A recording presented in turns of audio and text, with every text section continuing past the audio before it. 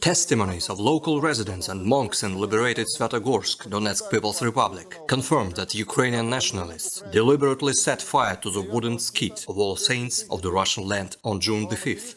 According to eyewitnesses, as early as June the 2nd, the Ukrainian military arrived at the territory of the Svyatogorsk Historical and Architectural Reserve, located south of the city across the river. The aim was to survey the area for the placement of artillery positions by the Ukrainian armed forces on the high bank where the architectural reserve is located. The equipment of these positions would have allowed direct fire on the Russian troops on the other side of the river. Here they also planned to defend the bridge over the Seversky Donets River, which had already been blown up by the nationalists on June the 6th. Knowing well that Russian servicemen do not shell places of worship and cultural monuments, the Ukrainian nationalists hoped to shield themselves behind the Orthodox shrines of Lavra as their shield. The insolence of the Ukrainian nationalists has angered local residents. They demanded that the military withdraw from Lavra to prevent its destruction. By June the 4th, during the fighting in Svyatogorsk, the Ukrainian army had already lost control of most of the city. So the retreating nationalists organized a monstrous provocation.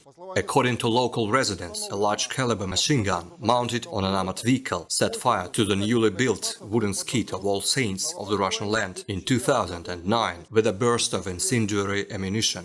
It was not only the monks who tried unsuccessfully to put out the burning skeet, but also the members of the local territorial defense who came to help them. The nationalists prevented this by firing intimidating shots.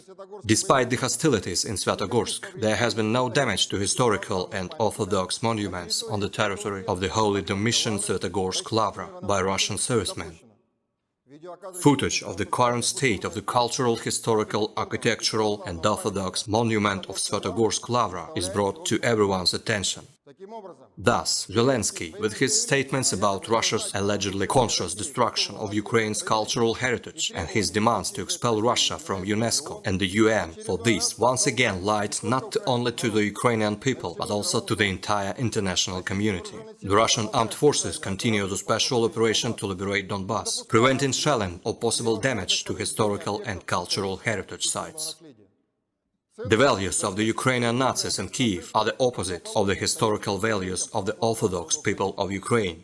There can be no future for the current Kiev regime's criminal anti-Christian policy in Ukraine.